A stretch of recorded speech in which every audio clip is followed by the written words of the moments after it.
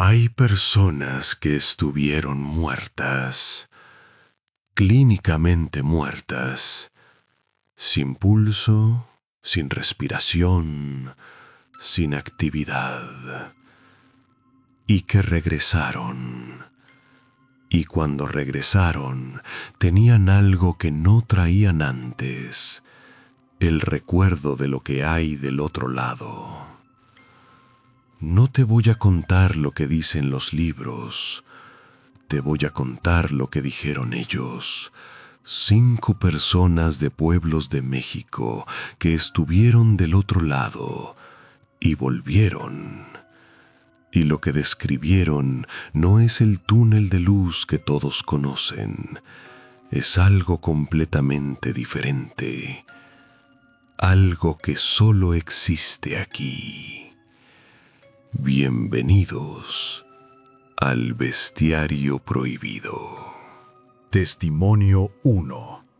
El que llegó al río. Don Leandro, campesino. Paro cardíaco en su milpa. Varios minutos sin pulso antes de que llegara ayuda. Esto es lo que dijo cuando volvió en sí. Dice que en el momento en que se fue, se encontró parado frente a un río. No uno que conociera, más ancho que cualquier río que hubiera visto, sin orilla visible del otro lado. El agua no se movía, estaba quieta, como vidrio oscuro. Había gente en su orilla, no todas personas que reconociera, pero entre ellas estaba su padre, que llevaba años muerto. Su padre no corrió hacia él, no gritó, simplemente levantó la mano despacio, desde lejos, con un gesto que don Leandro describe así, como cuando le dices a alguien que todavía no es su momento, sin querer hacerlo sentir mal. Don Leandro intentó cruzar de todas formas. Dice que algo del otro lado jalaba. Metió el pie al agua y el frío que sintió no era frío de temperatura, era frío de adentro, como si el agua estuviera hecha de algo que no es agua. En ese momento escuchó su nombre desde su orilla, desde el lado donde él estaba parado. Alguien lo llamaba desde atrás y regresó, no porque quisiera, porque el sonido de su nombre fue más fuerte que lo que jalaba del otro lado. Lo primero que dijo cuando abrió los ojos fue: "El río no me dejó pasar". El médico que lo atendió pensó que era el delirio de alguien que acababa de ser reanimado. Don Leandro sabe que no era delirio, porque hay un detalle que ningún delirio puede explicar. Su padre, el que vio en la orilla, llevaba puesto el traje con el que lo enterraron. Don Leandro no estuvo en ese entierro. Estaba trabajando en otra ciudad cuando su padre murió y llegó tarde. Nunca vio cómo lo vistieron.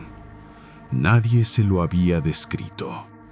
Y sin embargo lo describió con exactitud cuando recuperó la conciencia, incluyendo un detalle en la solapa que solo su madre conocía. Su madre, cuando escuchó lo que don Leandro describió, no dijo nada durante un rato largo. Luego dijo: "Sí, así lo vestimos". Segundo testimonio. La mujer del mercado. Doña Esperanza, pueblo de Oaxaca. Complicaciones durante una operación. La perdieron en la mesa unos minutos antes de estabilizarla. Cuando despertó en recuperación y el médico le preguntó cómo se sentía, dijo: "Bien, pero allá el mercado estaba más bonito que el de aquí". Doña Esperanza dice que cuando se fue, se encontró en un mercado. no algo abstracto, un mercado de verdad, con puestos, con colores, con olor a copal y a flores recién cortadas. Reconoció el lugar aunque nunca hubiera estado en él, como cuando entras a una casa donde nunca estuviste y sientes que ya la conocías. Reconoció a su abuela detrás de un puesto de frutas, a una vecina que murió siendo niña, ya adulta ahí, a un hombre que supo que era su bisabuelo solo por la ropa, aunque nunca lo había conocido en vida. Todos ocupados, todos trabajando. Nadie la miraba con urgencia. Era un martes cualquiera del otro lado. Se acercó a su abuela y le preguntó si podía quedarse. La abuela no le respondió de frente. Siguió acomodando las frutas del puesto y dijo, sin levantar la vista: «Todavía no llegó lo que necesitas traer». Doña Esperanza no entendió qué quería decir eso. No lo entendió ese día ni los días que siguieron. Lo entendió meses después, cuando su hija, que llevaba años sin poder quedar embarazada, le dio la noticia. Su hija estaba embarazada, y en el momento en que doña Esperanza escuchó eso, las palabras de su abuela en el mercado regresaron completas. Lo que todavía no llegaba era esa vida, y hasta que no llegara, doña Esperanza no podía quedarse. Le pregunté si la abuela lo sabía ya en ese momento, si ya sabía que el bebé iba a nacer. Doña Esperanza pensó un momento y dijo: «Creo que allá ya saben todo lo que va a pasar. Creo que la abuela me dijo lo que necesitaba escuchar para querer regresar. Nada más y nada menos». Testimonio 3. El niño que preguntó si era su turno. Este testimonio no lo dio el que lo vivió, lo dio su madre, porque cuando pasó, él tenía 7 años, y lo que dijo al despertar, ella lo guardó palabra por palabra durante más de 25 años. El niño, Emilio, tuvo una crisis de fiebre muy alta en un pueblo de San Luis Potosí, tan alta que perdió el conocimiento. Lo lograron estabilizar. Cuando Emilio abrió los ojos, lo primero que preguntó no fue por su mamá, ni por agua.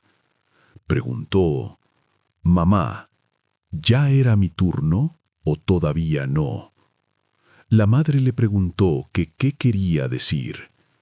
Emilio explicó con la calma de un niño que describe algo completamente normal, que había estado en un lugar donde había mucha gente esperando en fila, que él llegó al frente de la fila y había una señora muy grande que no tenía cara exactamente, pero que se sentía como alguien muy importante, que la señora le preguntó su nombre. Él dijo su nombre. La señora lo buscó en algo que describió como un libro muy pesado, pero que no tenía páginas, solo nombres. Y después de buscarlo, la señora dijo: «Todavía no está tu nombre aquí. Regresa». La madre guardó esta historia casi 3 décadas y la contó por primera vez porque hay un detalle que la sigue desvelando. La señora grande del libro, Emilio la describió con un detalle específico, que en la mano izquierda cargaba algo que brillaba, pero que no era luz. Era como luz al revés. Años después, ya adulto, Emilio encontró en casa de su abuelo una descripción escrita a mano en un papel viejo, una descripción que su bisabuelo había dejado de algo que vio durante una enfermedad grave siendo joven. La figura con el libro, la fila, el objeto que brillaba al revés, casi las mismas palabras, décadas de diferencia, sin que ninguno de los dos supiera que el otro lo había visto. Testimonio 4. El que habló en la lengua que no sabía. Miguel Ángel, maestro de primaria en Puebla. Accidente en carretera. Pérdida de conciencia antes de que llegara la ambulancia.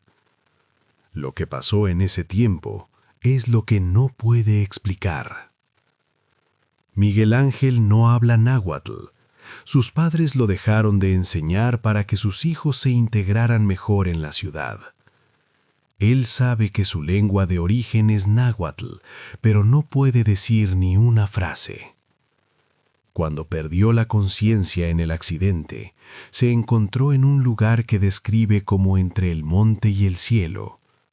No adentro de ninguno, en el espacio entre la copa de los árboles más altos y donde empieza el cielo limpio. Sentado en ese lugar, lo esperaba un hombre muy viejo que Miguel Ángel supo inmediatamente que era su bisabuelo, aunque nunca lo había conocido en vida. El bisabuelo le habló en náhuatl, y Miguel Ángel, que no habla náhuatl, entendió cada palabra, no como si alguien lo tradujera, como si de golpe supiera un idioma que siempre había tenido adentro y que nunca le habían dado llave para usar. Cuando regresó, las palabras del bisabuelo se fueron, todas menos una frase que quedó grabada con una claridad que describe como más nítida que su propio nombre, Intonal Tijuitz, que significa tu destino todavía viene. En el hospital buscó a alguien que hablara náhuatl porque quería saber si lo que recordaba tenía sentido. Una enfermera de origen nahua escuchó cómo lo pronunciaba y confirmó dos cosas. Primero, que la frase era gramaticalmente correcta.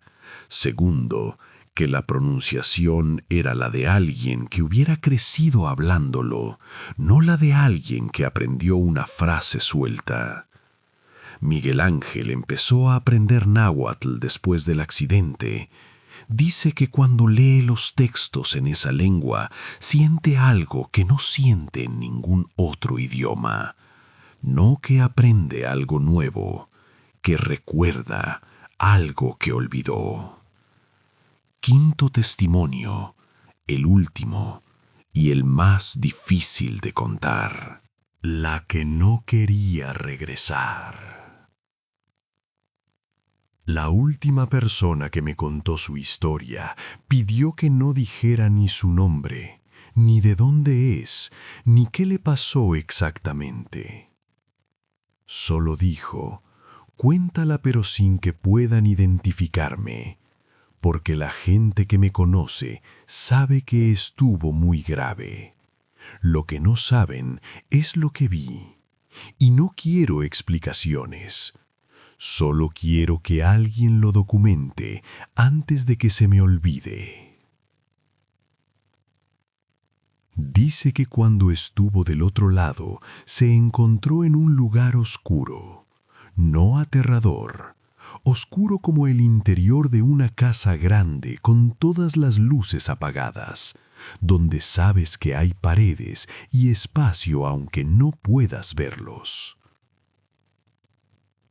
Y en esa oscuridad había algo, no una persona, una presencia.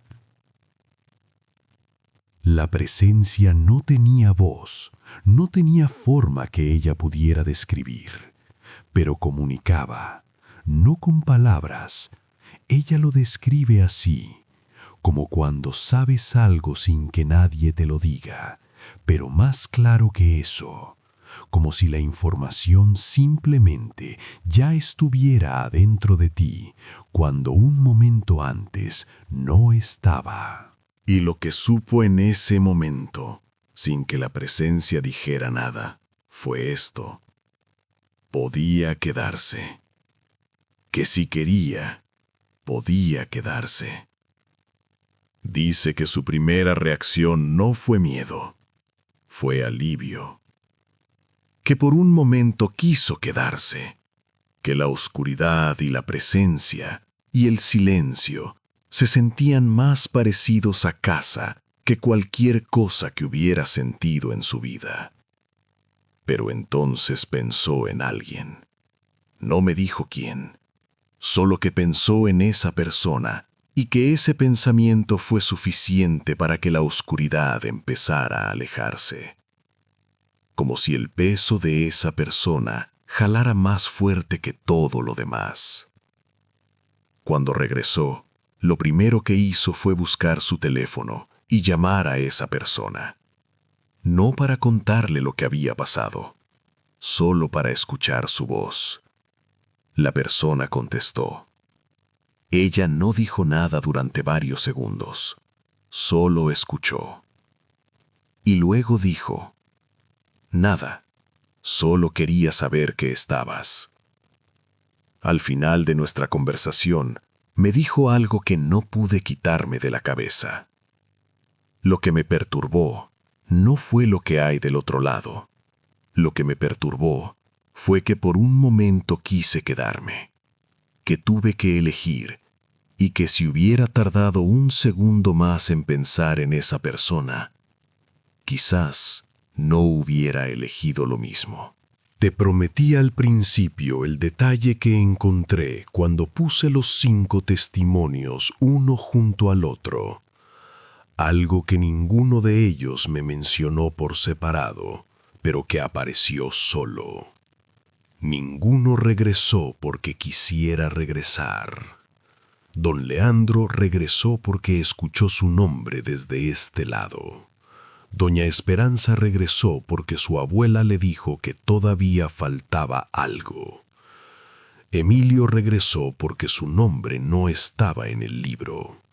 Miguel Ángel recibió un mensaje que le dijo que su destino todavía venía. Y la última regresó porque pensó en alguien. Ninguno eligió volver. Los 5 fueron traídos de vuelta, por algo, por alguien, por una voz, por un nombre, por un pensamiento. Como si regresar no fuera una decisión personal, sino algo que se decide desde los 2 lados al mismo tiempo. No sé qué significa eso. No voy a decirte qué significa, pero sí voy a preguntarte algo. Si hoy estuvieras del otro lado, ¿habría alguien o algo que te jalara de vuelta? Escríbelo en los comentarios. No tienes que dar detalles, solo sí o no. Suscríbete si este video te movió algo. Y si conoces a alguien que haya estado del otro lado y haya regresado, mándale este video. A lo mejor encuentra aquí las palabras para lo que nunca ha podido explicar.